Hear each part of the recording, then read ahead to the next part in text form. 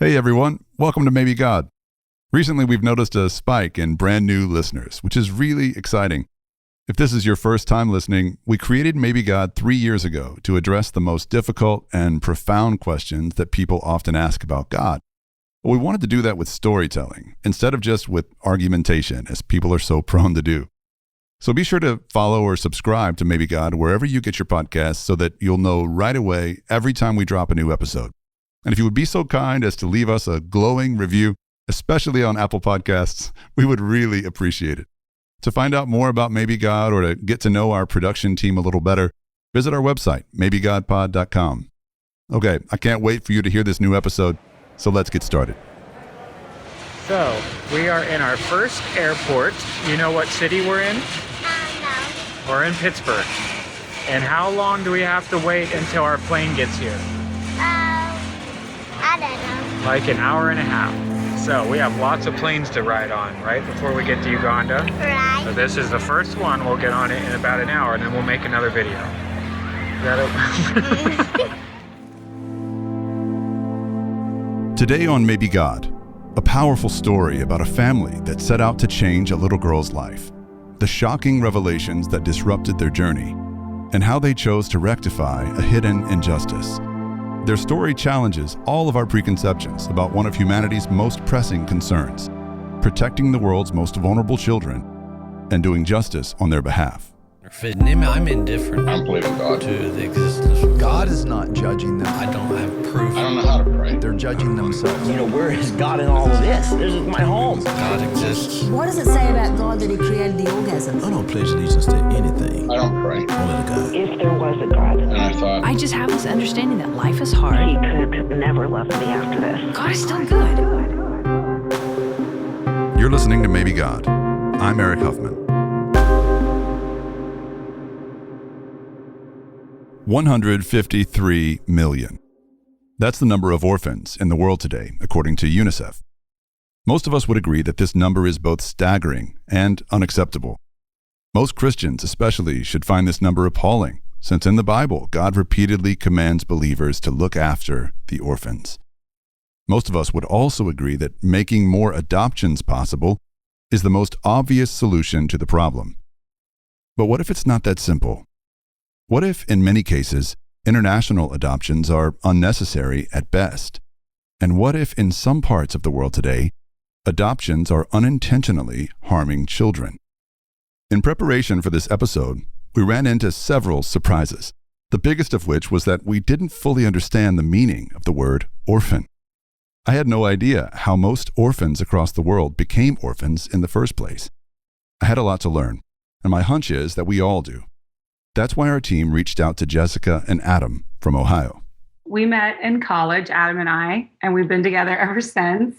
Adam, like me, is a Methodist pastor, which wasn't the plan when he first met Jessica. I grew up in the church, but didn't really take my faith seriously until I went to college and I met Jessica, who did take her faith seriously.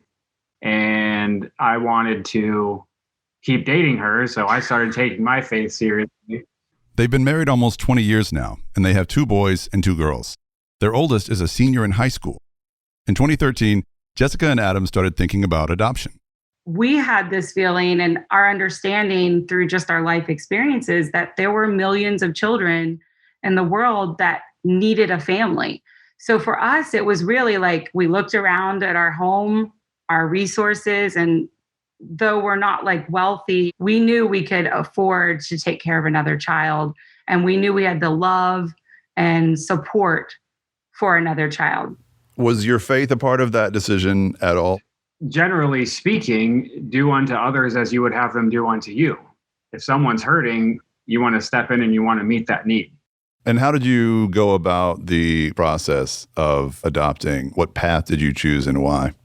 We felt like we know there is need in the United States foster care system, but we felt like at minimum, there are contingencies in place to meet the child's medical needs. They're being fed, they're being protected. And I know those safeguards don't always protect every child, but we also felt like in countries like Uganda, there's many orphanages where there are no safety nets. I mean, that was our understanding at the time, that these children were in this more dire situation.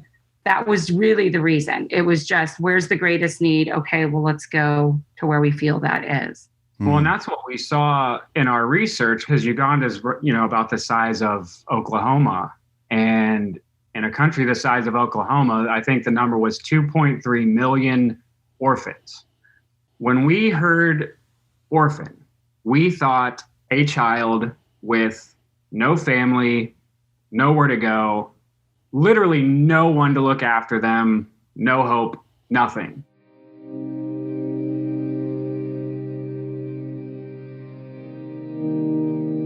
So they started looking for an agency that could facilitate an adoption in Uganda. For us, it was really important to find an adoption agency that we felt was transparent and operating ethically. That's when they came across the Ohio-based agency European Adoption Consultants, which had been around since 1992. When Jessica and Adam heard from other adoptive parents who spoke very highly of their experience with the agency, they put themselves on the list for a little girl from Uganda.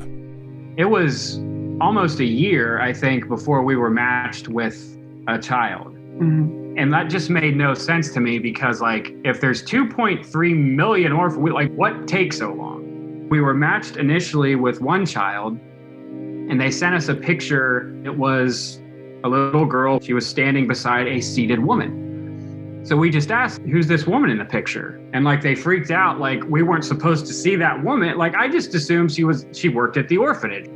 We've never done this before. We don't know the process. So that child we were told, no longer available. A few months later, they were matched with another child, who at first they were told was a girl. Then the agency came back a few weeks later and told them it was actually a boy. Then a few weeks after that, they were matched with another child, who had the exact same name as that boy, though apparently it was now a girl. We feel so foolish sharing this now because anyone listening to this would be like, why would you continue with the process? I mean, they always had a reason. They always had a way to explain away our concerns. It took 1.5 years to be successfully matched with a child. In the end, the adoption cost them $60,000, most of which went to the adoption agency and foreign program fees. But part of that cost included flying their entire family to Uganda in April 2015 to meet their new daughter, 5-year-old Namada. At the time, Namada was living in an orphanage with bars on the windows and no toys for the kids to play with. We wanted to take our whole family over because we didn't want to bring this child into our home and be like, hey, this is your family. This is the way we live. We wanted to bring her life into our life, bring the two together. We wanted for her to feel like we understood where she came from, her culture.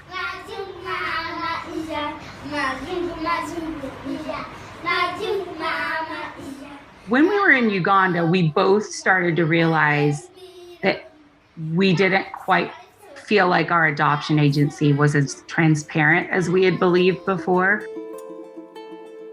So they have people in Uganda they hire that you are required as an adoptive family on their program to work with. They were awfully shady. We thought what we were witnessing was exploitation of adoptive families for every dime they could get. That was definitely happening. And any concerns we did have, when we would tell our agency, they didn't seem to care. So we were realizing, okay, there are some things that aren't adding up. Still weren't connecting that would have anything to do with Namada or her situation. The family spent several months in Uganda, getting to know Namada's culture and waiting for her visa to be approved. In September 2015, they met up with Namada at the airport in Kampala, Uganda's capital. That's the mom. She looks like a princess. Oh my God. And brought the little girl home to Ohio. Are you happy, Mata? Yes. I love you. I love you too. She is truly amazing. She is like this bundle of joy, easygoing, incredibly smart. And she just had this magnetic personality. People were drawn to her. She was just amazing. Mata, look. Here we go. Did you get the sense right away that she felt at home with you, with your family, with your children? We really did. We had been prepared for a different type of transition. We took a lot of classes. We had met a lot of adoptive families that kind of tried to prepare us for a very rough transition, which honestly makes sense. Why wouldn't that be a very difficult transition? So we were really ready for that, but it seemed effortless. And from day one, the kids started playing together. We went places together. It almost felt like there wasn't much of a change besides there was a new kid in our family. Even when we moved to America, I remember her walking into the house and being like, okay. Like, it wasn't like, whoa. We thought she was going to be blown away by all these things. Like, I remember when we took her to the airport to come back to the United States. No big deal. No big deal. Just roll with it.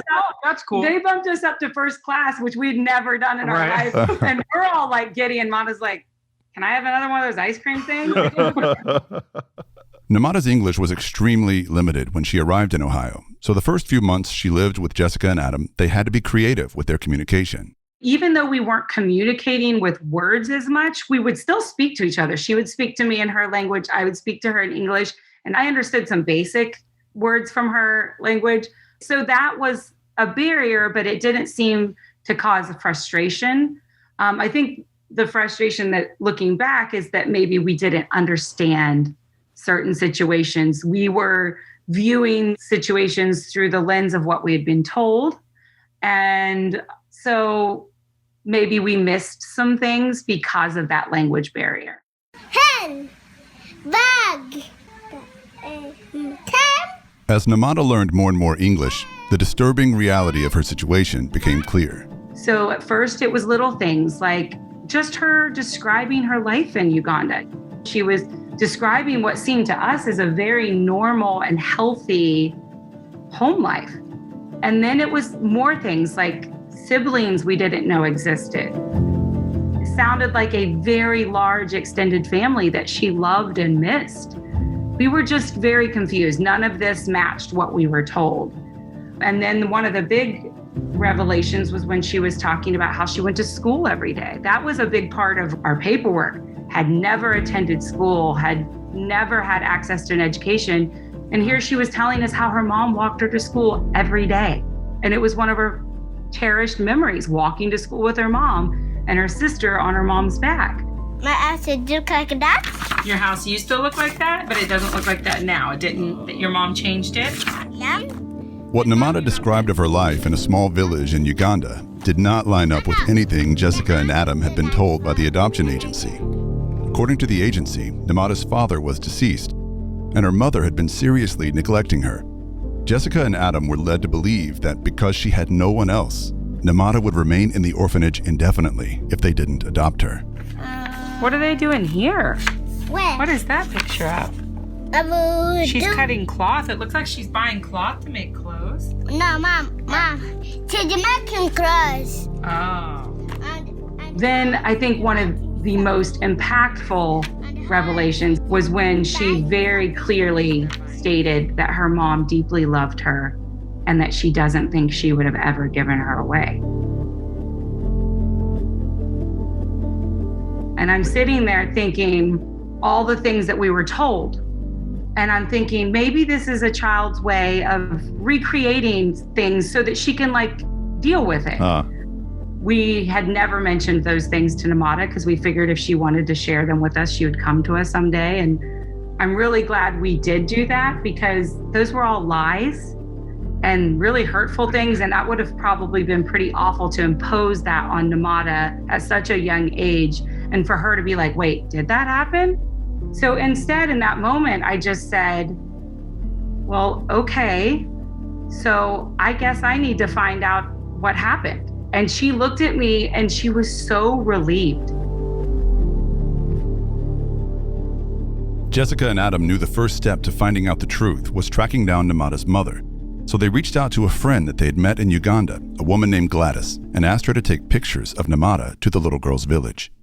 within minutes of our friend leaving the village, we got a phone call from our adoption agency about why we were sending there, what we were trying to accomplish. And then like on the phone call, like somehow she told us that we had cost the adoption agency $30,000 by our little son. I'm thinking, what? In referrals.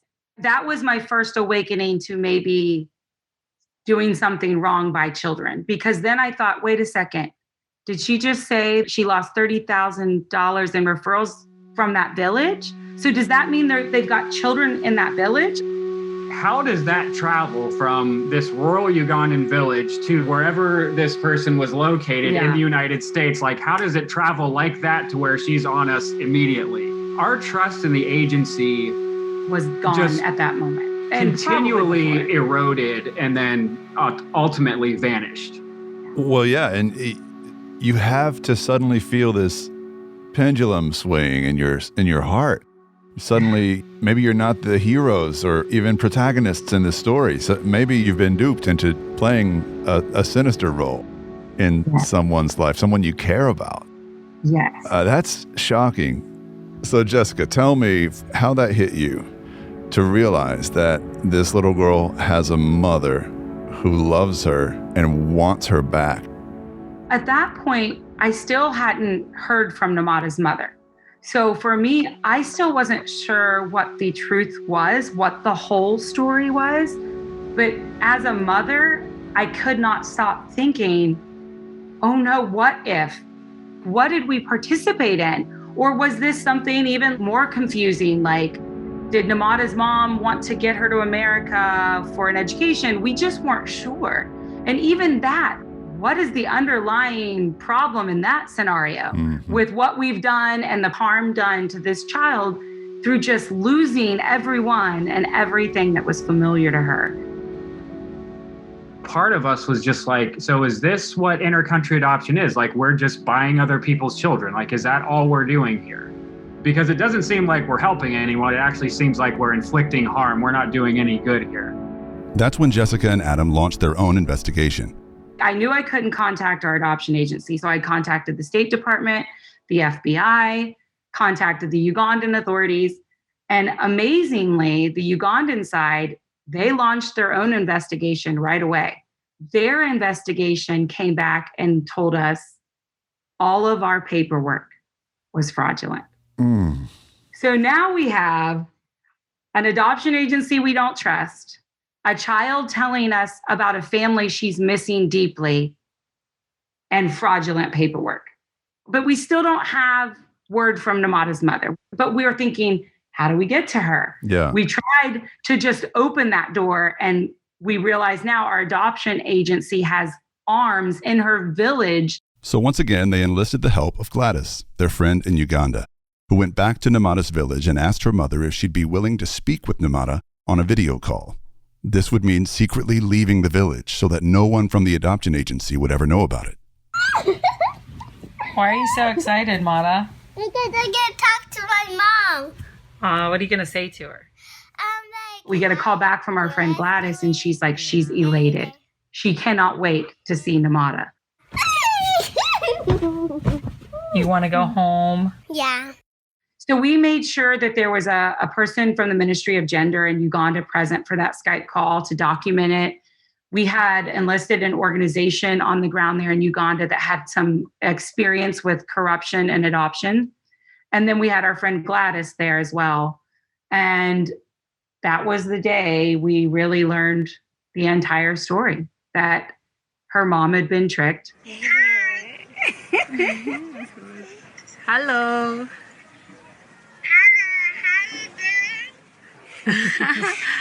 We are doing fine. How are you?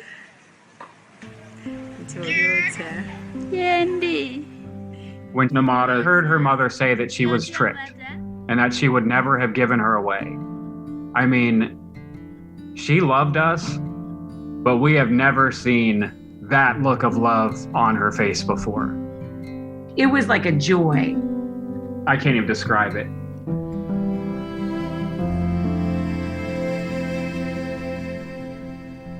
Yeah, and it was that day, the Skype call, she was like, can I go home now? And we're like, oh crap, we can't do it that fast. I mean, it was the only time she cried about the situation. And I was worried, oh my gosh, that was so much to process. That was so much emotionally to realize everything that's transpired. What everyone learned on that video call was that the adoption agency had told Numata's mother that Jessica and Adam had agreed to sponsor Numata's education in America. Numata's mother, as well as several other moms from the same village, had been approached by adoption agency operatives who visited their tiny church asking all the parents there if they wanted a better education for their children. In all, 7 children from Numata's village left home for what their parents thought was a temporary education program. There is no word in Numata's language for adoption. No word for it. Really? When we try to explain adoption to families, they still see it as help, usually for an education, sometimes even for medical needs. Like if their child has special needs or is struggling with HIV, they are hearing this family wants to help your child, but your child will be home. It's like the propaganda machine is working on both continents, because we're over here in the US hearing about orphans as we understand the term orphans, 2.3 million of them with no hope. And then on their end, our adoption attorney in Uganda would go to the royal churches in the villages and tout her education program. So that's how they're able to separate the children from the families. In reality, it is not an orphan crisis, it's a family separation crisis. When an investigation was launched by Ugandan authorities, Jessica and Adam discovered that when the adoption agency first told them about Numata, she was very likely still at home with her family and not in the orphanage. When we approached the adoption agency, we, in essence, placed an order for a child. And they went out and found a child, put the child in the orphanage to make it legal. So when we went to meet Numata for the first time at the orphanage, I can remember all these children there and thinking, oh, I hope some family comes along and offers a home to these children. And I remember being told, oh, they're all matched with families. Well, the only reason they were there was because some family solicited a child for adoption. That's human trafficking, is what that is. That's what this is. And, precisely. And our case is not the exception. As I was investigating, I started speaking to any adoptive family that would speak to me, because I wanted to know, are these inconsistencies happening broadly or no? It was almost every family I spoke to had some inconsistencies, some sign that this same thing might have happened. And that was so upsetting to realize the scope of what's happening.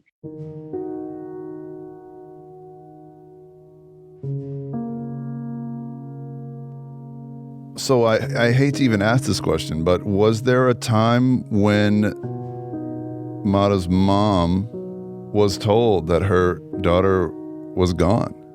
That was horrible when she explained that to us. Numata's mom found out the truth in what's called the embassy interview. She went into that interview after the corrupt people involved had given her specific instructions. What's going to happen in this interview? You might hear some weird things, but they're very tricky and they don't let a lot of kids into the education program. So you have to stick to what we say. You need to dress very poorly because they don't want to help anyone that's got money get their kid into an education program.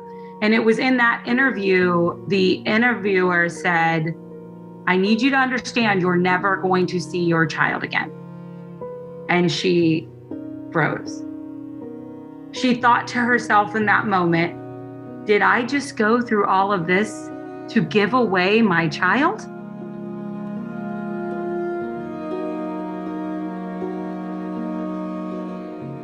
According to the investigation, the official who interviewed Numata's mother at the embassy wrote in his notes, this mother does not understand adoption. But the adoption still went through, and for 2 years, Numata was separated from her mother until Adam and Jessica discovered the truth.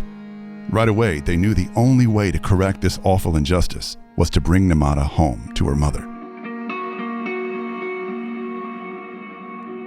There was no precedent to say, like, well, we found out that our child was trafficked and their mother had no idea what was going on. There was no precedent for a reunification. Jessica and Adam learned that legally, parents only have 6 months after an adoption to undo it, so that was off the table. But they knew that they had to get this little girl back home, and they had no idea how far the adoption agency might go to protect their trafficking business. So instead of flying the whole family back to Uganda, Adam bought just 2 plane tickets, one for Namada and one for himself. Then the family braced themselves for a bittersweet goodbye.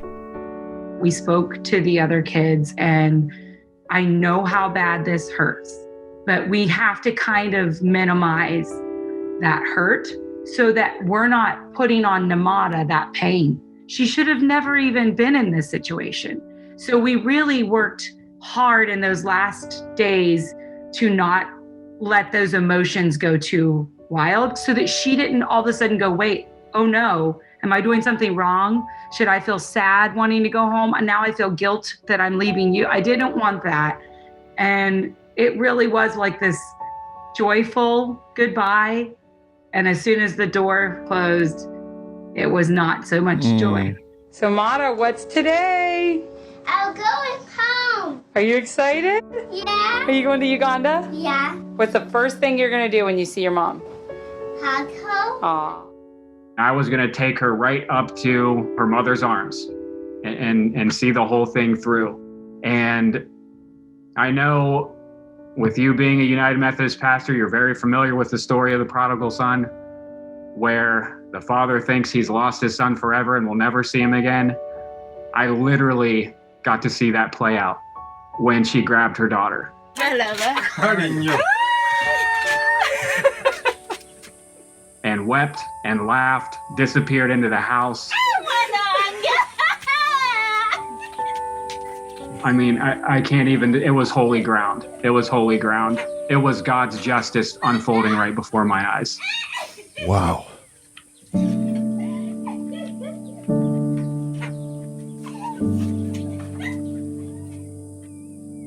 She was surrounded by her family. She was surrounded by her neighbors.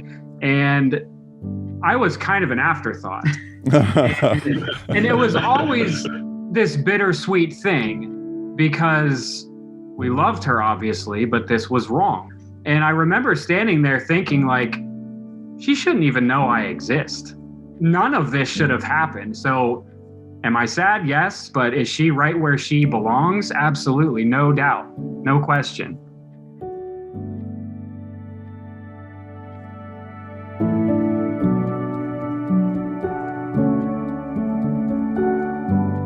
If you're a parent, can you imagine not seeing your child for 2 years? And all because of an evil scheme designed to profit off of your best intentions as a parent? I can only imagine the kind of joy and relief that filled that mother's heart when her baby finally came home. Still, Namada's homecoming was only half the battle. She and her mother still weren't safe. Within days, adoption agency operatives began showing up in their village again, which prompted Jessica, all the way back in Ohio, to keep fighting on Namada's behalf. I literally just called the FBI, explained what was happening. And they must have already taken my previous calls seriously, because then I got a phone call from an agent on the ground in Uganda. And he was like, I'm on our way to her house right now. And they were there before the people got to her house. And they definitely made it apparent not to do that again. And Namada's mom is amazing. She held her ground. She was like, my daughter's with me. No one's taking my child. Namada's mother told Adam that only God could have brought her daughter back home again, and she knew that God would continue to protect them. It's been almost 5 years since Namada went home to Uganda, and over the years, the two families have remained close, usually over video calls. During one of these calls, Namada's mother introduced Adam and Jessica to her new baby girl. She named her baby Jessica, if that tells you anything. Oh my goodness. Yeah. What does that mean to you, Jessica? Hard to talk about. I feel undeserving, but it's so kind. I asked Jessica a question that I knew she might not like, but I think it's something that most of us have probably wondered about. Why didn't Jessica consider raising Namada in the U.S., where the little girl would almost certainly, by any measure, have a better quality of life, better education, and more opportunities? Why wasn't that the better choice for Numata? I'm glad you asked that question, although I hate that question. I figured. But it's so important because this is literally what we've been asked more than anything else. And I think the better life, quote unquote, narrative is probably the most dangerous in this entire adoption system. Who gets to decide what's the better life? And based on that logic, that means anyone can come into anyone's home that has access to more resources and wealth and say, I will do better because I have more things or I have more resources. I will give your child more opportunities. So we should all just accept that. Access to wealth or lack of wealth or access to things or lack of things should never be the reason we're separating a family. I want to talk a little bit about what the answers are. Because every church has people in it who are motivated by something good in them to do the right thing. What advice do you give to someone in America, specifically Christians in America, who are considering adoption? Well, one of the things we talk about is the moniker and the definition of the word orphan. And the difference between putting the energy on adoption versus putting the energy and the focus on keeping families together. Any community that's listening and that's going, okay, I want to help. I would say, well, first, let's not help before we really understand the problem, because that's what we did. Mm-hmm. We thought we understood the problem. And that's one of the reasons we're sharing our story, is because had I heard something like this, I probably would have been more aware and probably would not have went down that path at all. I feel like for me, if you are truly, if that's like, I'm going to adopt a child abroad. Number one, you have to go into that adoption process with the understanding that ultimately that child might not need to be adopted at all.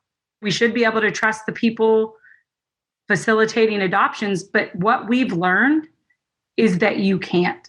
So you have to first make sure that you've done everything you can to see if you can get the child home.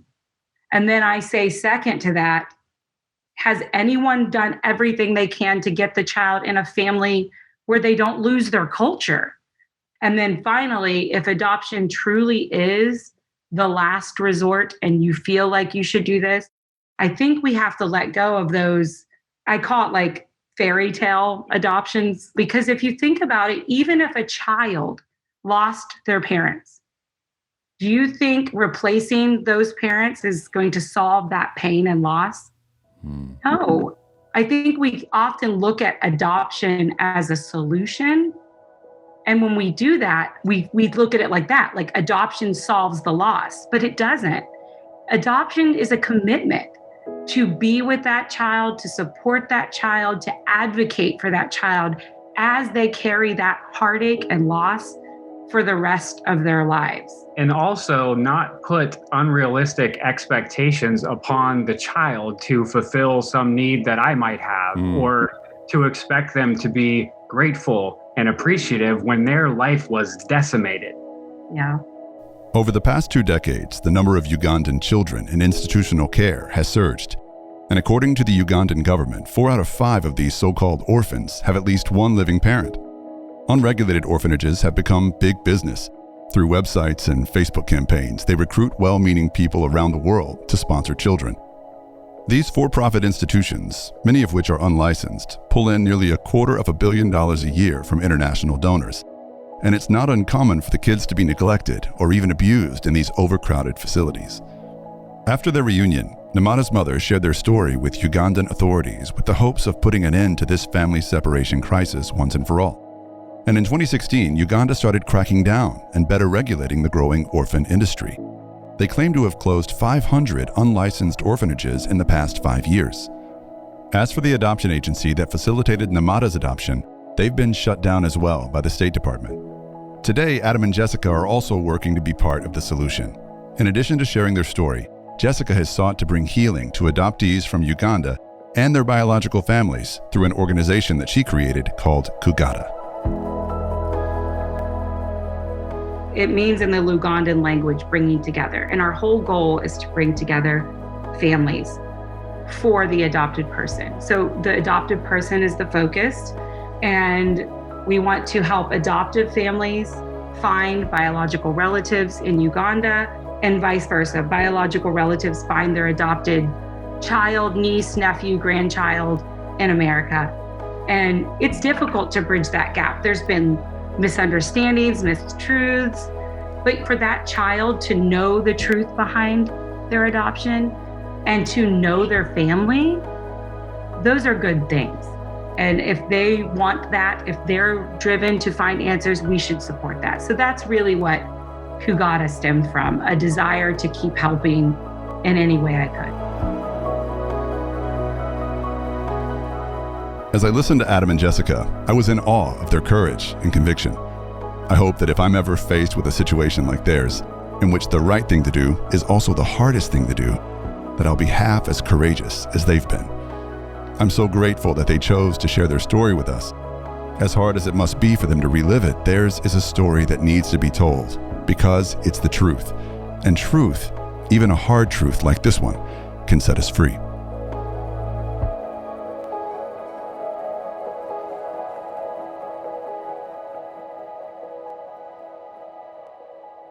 We were introduced to Adam and Jessica by a man named Mike Gallagher. He's the founder of 1 Million Home, an organization on a mission to get 1 million kids out of orphanages and home to their families. And he wants the whole world to know the truth about what's really going on with these children. Institutionalizing children cripples them and steals as much as it provides. And no child belongs in an institution. We asked Mike to help us see the bigger picture. And he taught us that while Namada's story might seem like an extreme case, the reality is that there are 8 million children around the world living in orphanages today. And a staggering 80% of those children have biological families they can be safely reunited with. Often, economically challenged parents who are seeking better opportunities for their children are incentivized to place their kids in these well-funded institutions. Tragically, what parents don't realize is that kids who grow up in institutions like these are 10 times more likely to end up in prostitution, 40 times more likely to have a criminal record, and 500 times more likely to take their own lives. Mike believes that the only justice for the orphan is home. There's so much nuance and complexities to these circumstances when you're dealing with broken children and broken families. And for us, we've really boiled it down to this. Every one of the children living in an institution or forgotten on the streets, they belong in permanent families. There's 2 ways home for these children. One is through reunification with birth parents or extended family, and that has to happen whenever possible because that's what most of the children want and need. Whenever that's not possible, adoption has to be the option.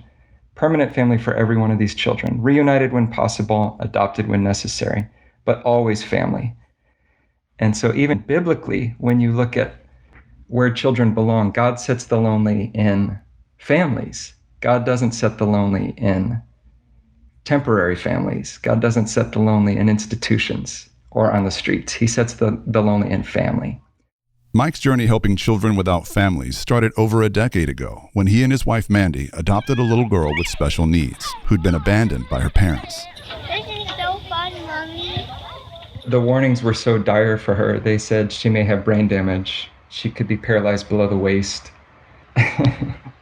And you see her today, and she's the most confident, precocious, dynamic human being, anyone could ever meet.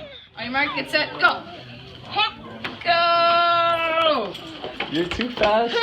They later adopted a set of twins from Uganda who suffered from a serious medical condition that had already taken their mother's life. Mike soon realized that he could do more than just adopt kids into his own family. So as an entrepreneur, he set out to find a solution for the 8 million kids living in orphanages around the world.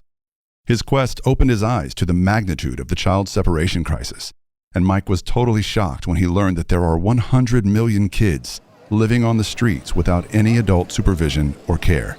They're called street kids, and Mike first encountered their plight during a visit to Kenya in 2016.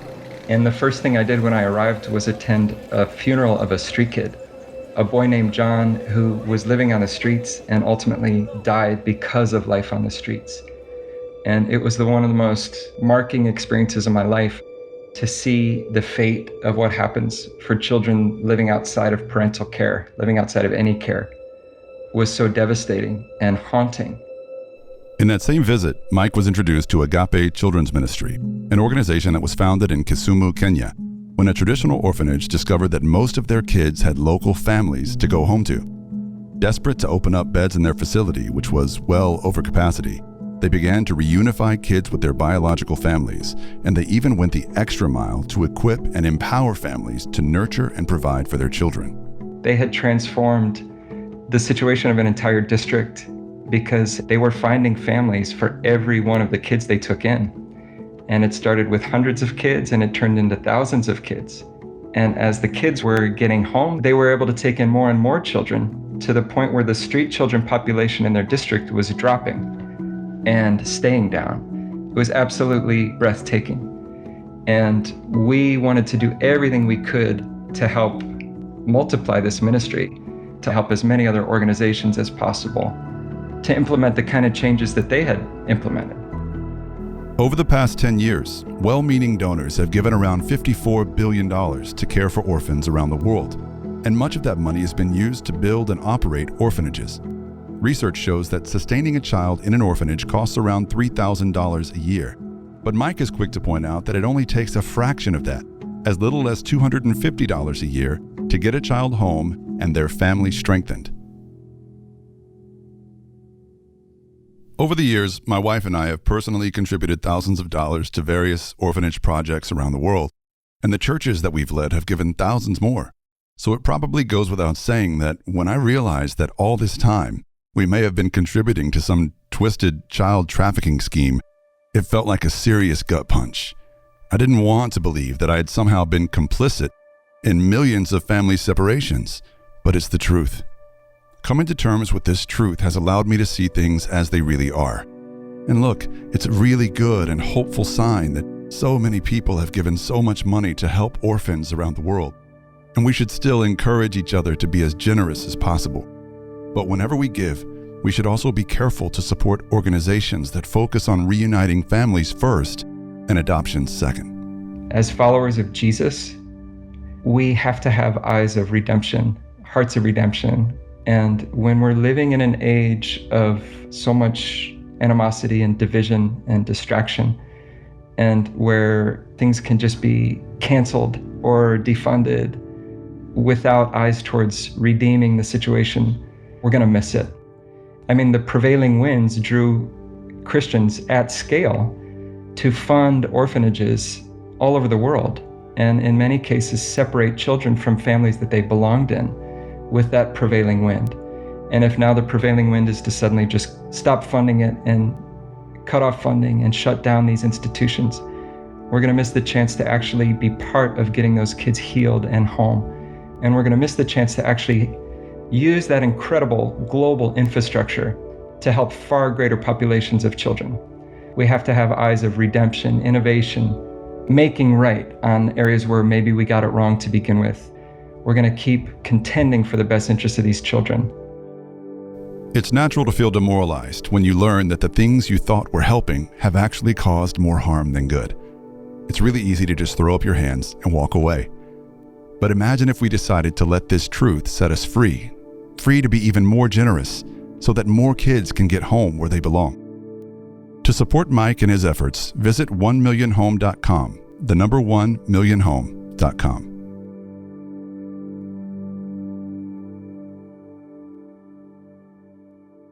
The orphan crisis isn't just a problem overseas.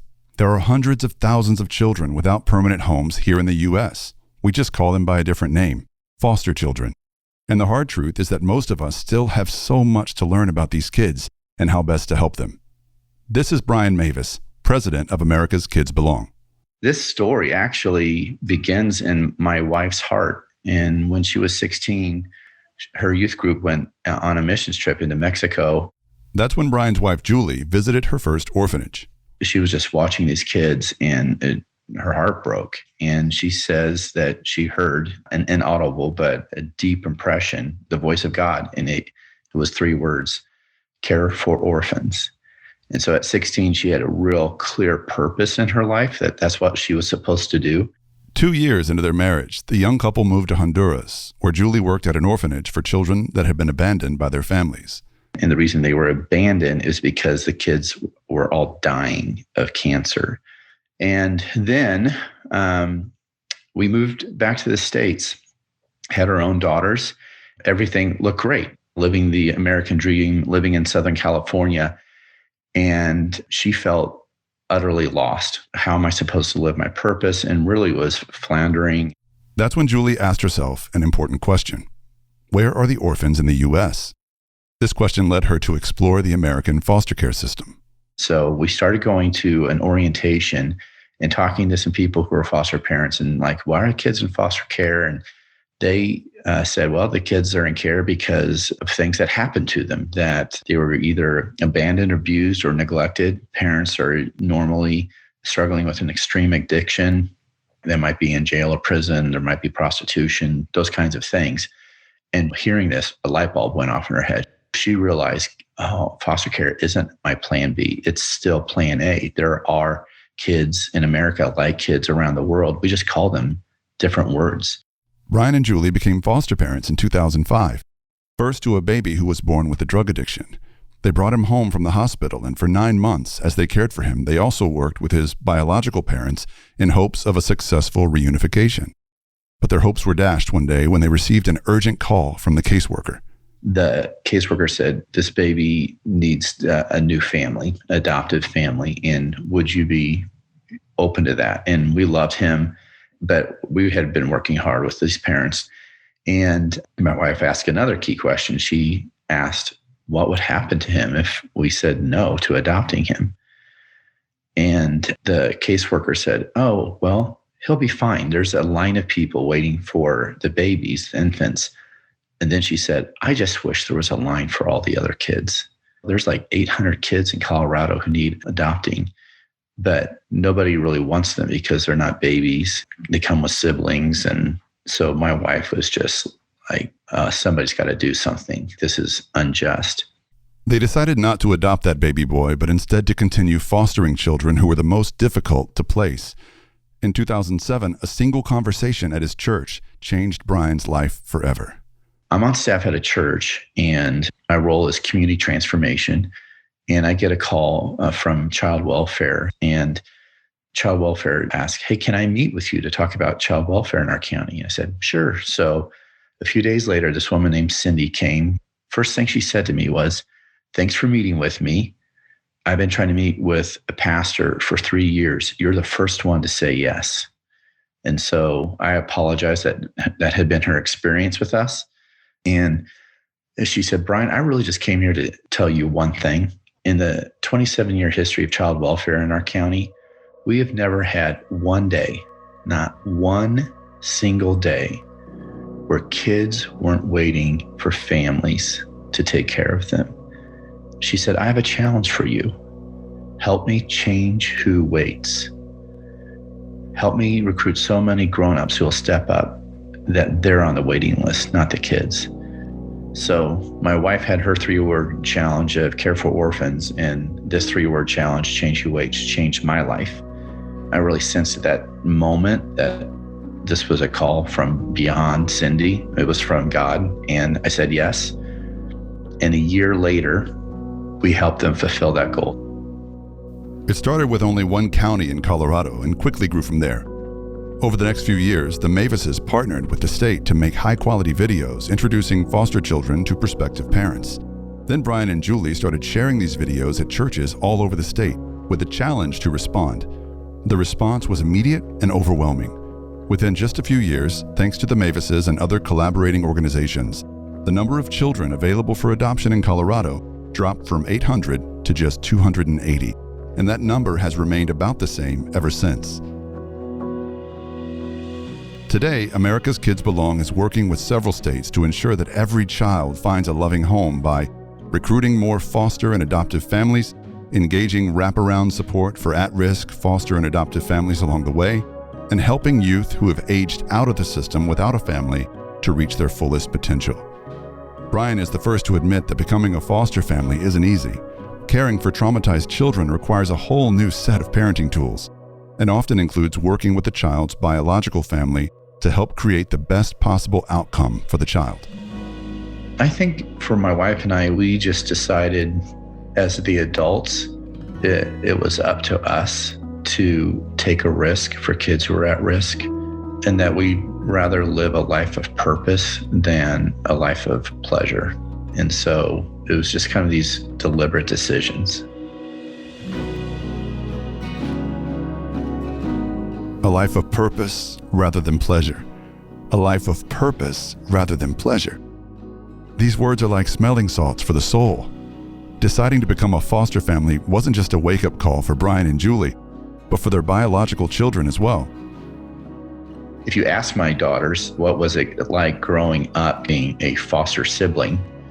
And they would say that it was probably the most informative and transformative part of our family's life.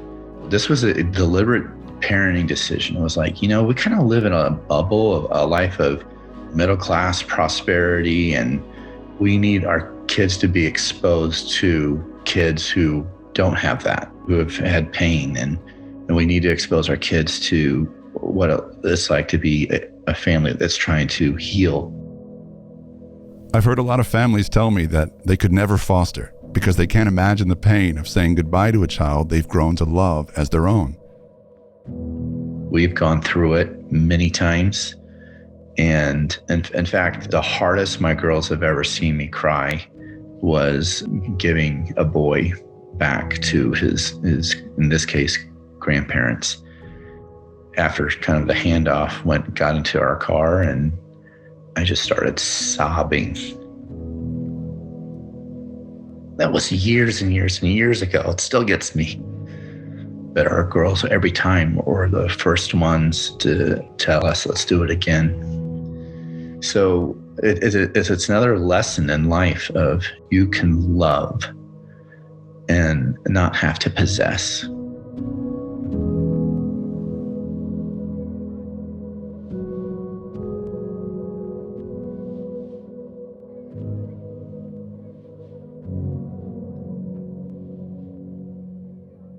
Today in the U.S., there are 400,000 kids in the foster care system.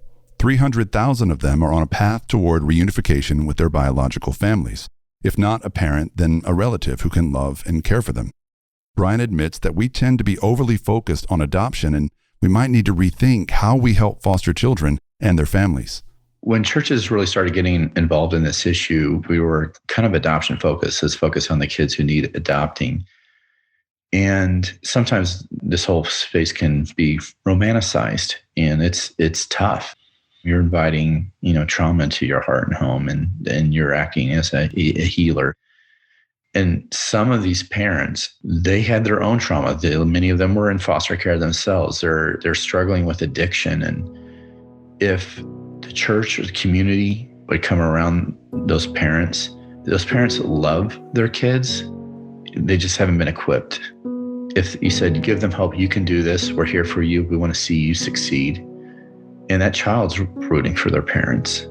So it is as close to the heart of God and gospel-oriented reunification, redemption, as adoption is.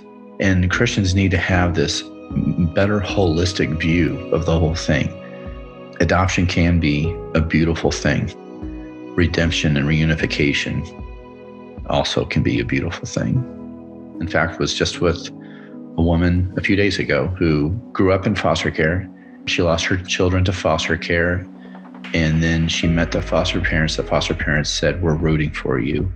And it changed her life. She said, no one ever believed in me before.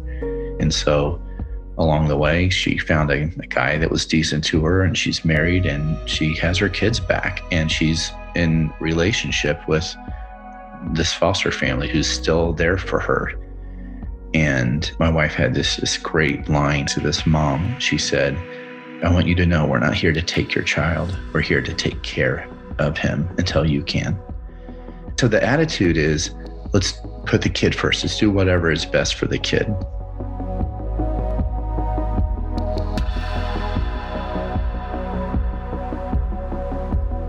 For some kids, adoption is what's best. About 100,000 children currently in the U.S. foster system are waiting for new families. In those cases, foster families have the heavy burden of walking a child through the trauma of losing their biological family and the uncertainty about whether they'll ever find a new one. Tracee Rudd works as the state director for the Colorado chapter of America's Kids Belong. We connect a lot with the community, with churches, with businesses, and other community groups to just create more foster-friendly communities so that foster parents, when they're fostering, they feel supported. Because sadly, one of the statistics out there nationwide is that foster families, 50% of them quit within the first year. Oh my God. And yeah, that's a horrible statistic. So we want to create enough supportive communities around them that they can keep doing what they're doing. Tracee had a heart for helping foster kids long before she started working at America's Kids Belong. But she and her husband never really planned on becoming foster parents themselves. We had considered it. About 5 years ago, my brother's family was getting foster certified, and we're like, okay, we'll look into this also. So we went to our first orientation, and then we got certified as foster family helpers so that we could support my brother's family as they were fostering. We wanted to make sure that they felt like they had teammates in it. So we got certified by the same county that they were certified in so that we could watch the children that were in their care. We could drive the children in their care. But we weren't planning to adopt. I mean, like we were in that season of not looking to add to our family, but also wanting to be very open to whatever God put in front of us.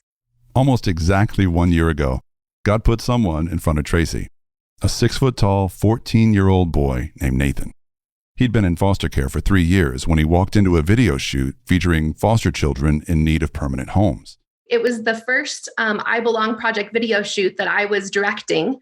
And he walks in with his caseworker, and he had a Mickey Mouse t-shirt on. That kind of caught my attention because my husband loves Disney, loves Mickey Mouse, and wears graphic t-shirts himself all the time. And so I remember asking Nathan, so do you like Mickey Mouse? He was like, no, I just thought the shirt was cool. I was like, okay. He was wearing it ironically. Yes. How it feels to belong, the way I would describe it is just to feel wanted. Like to know somebody in the world wants you and cares about you and loves you. When he was being interviewed and I was sitting there next to his caseworker while somebody was interviewing him on camera, I was like, God, am I supposed to be paying attention to him in a different way? Because it just different little things had gotten my attention. And I was like, okay, is this different? Like, am I supposed to be tuning in here? When I grow up, I want to apply and either become a diesel mechanic or a 2-cycle mechanic. And shortly after I said that prayer in my head to God, one of the questions that we ask kids is, what do they want to do when they grow up? And he said he wanted to be a diesel mechanic, which my father is a diesel mechanic. He's retired now. And our oldest son is a diesel mechanic. So I was just like, oh my gosh. As soon as the final video was edited, one of the first people she showed it to was her husband, Dave. And he's like, I think you're right. I think he belongs in our family. Wow. And then I went to my brother's house one day and I was like, I need to show you this video. And I'm showing my brother the video of Nathan. And my niece hollers from the other side of the room, that kid belongs in our family. Oh my gosh.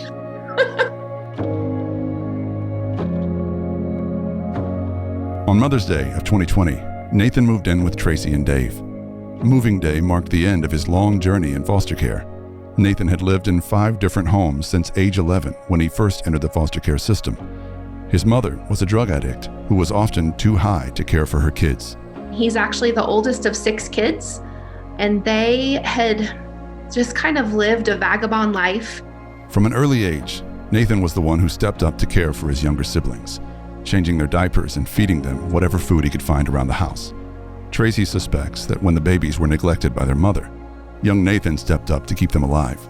His mom and the different guys that she was with, it got to a point where they were so heavy into drugs that other people started to pay attention, and somebody that partied with them, she was actually the one that pulled the cord and said, something's got to change for these kids. That's when the police were called. They took Nathan's mother off to prison, and her 6 kids were separated and sent to different foster homes. What does that do to a kid to be in that position in those years of your life, to experience and see the things that he did? I probably don't even know all the layers of what it does to a kid, but he's a little bit of an unusual case study, I would say, something about him and the fact that he was the oldest of these kids, he's wise beyond his years. He's strong and he's brave and he knows he's strong. But there's also this part of him that does not trust people. Because even in foster care, sadly, he had a few families that he lived with that he thought were going to adopt him and his sister. And it didn't work out that way. And so that is another layer of, just breaking down that trust with people and just feeling like, can I even trust anybody? So I feel very fortunate that we have seen him be vulnerable and trust us, but it was a slow build. One example, he knew he'd done something wrong and broken our trust. And he was coming home from staying the night at a friend's house, and he knew he was busted already for what had went down. And he got home, we were busy and getting ready to go somewhere else, like all of us. So we'd had a conversation on the phone, but we said, we'll deal with it later. And then when we didn't deal with it when he got to the house, and then it was bedtime, and then it was the next morning, and we're like, oh gosh, we need to talk to him. I found out later that span of time in his head, he was like, oh crap, I've done it. They're going to get rid of me. When he verbalized that to me, I just started crying. Like, that alone is just an example of his perspective and what had happened to him in life, that he was hard-hearted and he didn't expect people to give him a chance. My husband and I both were like, oh, buddy, that wasn't even on the table whatsoever. Like, you're grounded from your phone, but that's it. And over and over had to tell him, like, there might be times we're disappointed in you. There might be times that we don't like you very much, but we will always love you. And yes, you might have consequences, but the love won't change. Tracee and Dave officially became Nathan's mom and dad just a few weeks ago in front of a Colorado judge. But Tracee knows it will take years to address all the trauma and pain that Nathan suffered throughout his childhood. I had noticed a cut on his arm one day, and I remember saying, hey, what's that? And it was right in the row where he's done other self-harm. And he was like, well, a song came on that made me sad. And I found a razor blade. I was like, well, what can we do different? And we kind of went through this type of thing a few different times of reminding him, don't stay by yourself in your room or in the basement or whatever, come find us. And I said, you don't even have to come talk to me. Just come sit in the same room as me if you want. And I remember one of the first times he did that he just came and sat on the couch, and I was like, are you okay? And he didn't really answer me. And I was like, okay, I'll just keep doing what I'm doing. But he's sitting here, and eventually he was crying, and I went over and put my arm around him. God has definitely landed me in a place of being okay in the messy. It's okay that things don't line up perfectly. I want to try to be the example to him of God's openness to him. Come as you are, and that he can come as he is into my arms, into our family, and into any conversation. I don't want him to feel like he has to be something he's not. And I think that's something for Christians to think about, is our expectation of others. And it's not about doing right or wrong. It's about if we can draw people in, because God wants to draw them in also, and he's using us to do that. Tracee and Dave are very careful not to force their Christian faith onto Nathan. Early on, I remember him asking, well, what if I'm not a Christian? Are you okay with that? I'm like, yeah. And he's like, you're not going to try to force me? I was like, I literally can't force you. He's like, well, other people have tried to force me. Oh. And I was like, oh, well, buddy, I can't force you to believe something. You get to believe whatever you want to believe. Faith is your own thing. Even just recently, we had a conversation that I was like, yeah, he's still wrestling with it. His teenage boy side wants to definitely say, like, I don't think there's a God. He didn't rescue me when I prayed to him all those times, right? Which I challenged him on that a little bit. I'm like, you might not see all the things that God was doing when you were in those hard spots. Maybe he was doing things that you can't see all the pieces that came together.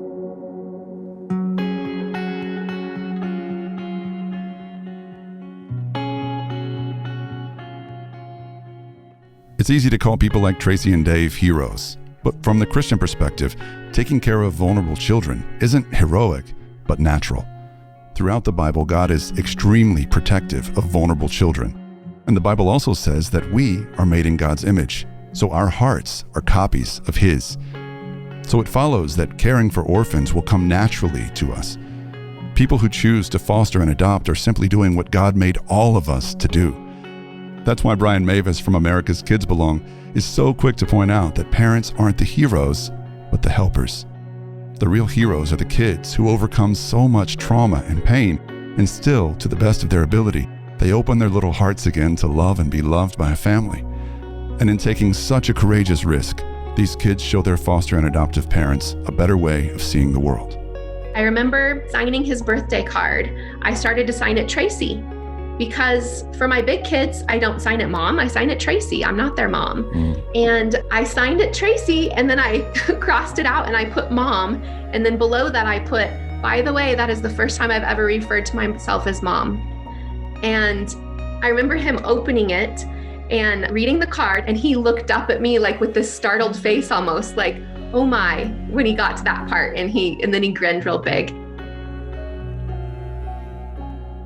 I couldn't have imagined a year ago having a bond with a child, especially a 6 foot tall teenage boy, that feels so sweet. But he has definitely blessed me in that way, that there's something special there, and that he calls me mom and he genuinely means it. That he's opened up this vulnerable spot in me, I think.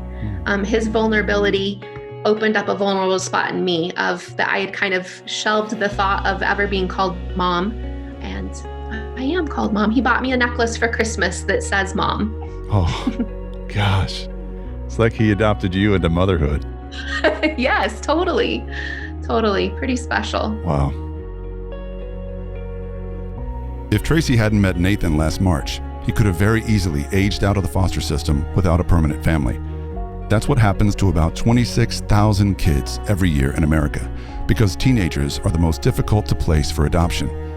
So what happens when, after bouncing around from place to place, unwanted for years, without a family of their own, these kids become adults? The hard truth is that many of them wind up on the streets, and before long they're being served sack lunches under city bridges by churches like mine, through homeless and addiction ministries. These ministries are essential, but anyone who's ever done that kind of work will tell you that by the time homelessness and drugs take hold, a sack lunch and a quick prayer feels like it's too little too late to make a real difference in somebody's life.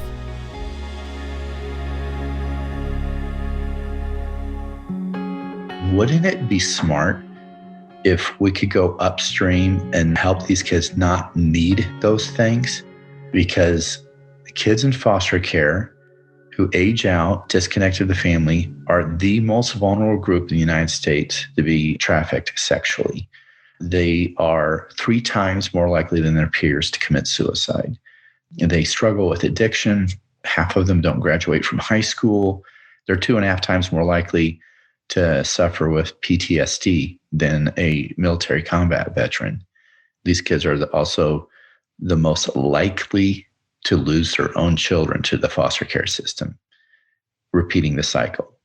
So if you can step in and help that child, one, not be disconnected, to actually have a family, even if they age out, like say, hey, you got a place to come for the holidays. You've got someone to call when you need help, advice. You don't know how to fill out a resume. You don't have a driver's license because you weren't allowed that option in foster care. You're not alone. That could change the kid's life. Brian challenges Christians to take more seriously the biblical mandate to not just open our hearts and our wallets, but also our homes to America's most vulnerable children. I think the most underutilized physical asset in the kingdom of God are Christians' homes. Imagine a church. Let's say that church has 1,000 families that attend it. So it's 1,000 households. Say that the average home size is just 2,500 square feet. That's 2.5 million square feet. That's 3,000 bedrooms. At least 500 of them aren't being used. It's 1,000 kitchens. It's 1,000 dinner tables. And they're just not being used. There's just this tremendous asset that already exists for helping these kids. I've often heard the adage that if every church just adopted one child, we could wipe out the orphan crisis. But Brian rejects that kind of thinking. 1, that will never happen. And 2, you don't want it to happen. And let me illustrate why. I was with a family and spoke, and they came up afterwards and they said, "Can we get some advice from you?" I said, "Sure, what's it about?" And they said, we are a foster adoptive family, have been for 10 years, and we're in a church of about 500 people. I've grown up there. We are the only family in our church that does this. And then they said, we feel so alone and our kids feel like they don't fit. What should we do? And I was shocked what came out of my mouth. I said, quit rewarding bad behavior and find another church where you don't feel alone and your kids feel like they belong. I hate the idea of one family in every church. Have a church that says, this can be part of who we are, our DNA. We care for the vulnerable and the most vulnerable in our community. And we're looking for adoption and redemption. And we're going to do this right. And we're going to be trauma care informed. And trauma care applies way beyond just foster kids. It's going to help us be better humans and better Christians.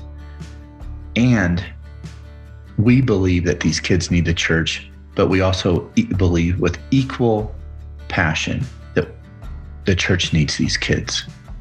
We need these kids to be the kind of church God wants our church to be. Safety can become like an idol sometimes. Obviously, it's important that people feel safe, but God didn't create us for safety's sake. In the Bible, there's a recurring theme of God calling people to venture outside of their comfort zones and to love recklessly.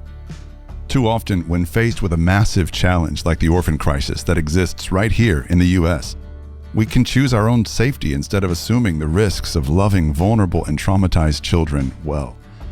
Not only does that mentality sell orphans short, as Brian said, when Christians choose our own comfort over loving these children, it holds our churches back from being the kind of church God wants us to be. 'Cause it feels like home. Feels like home. Feels like home.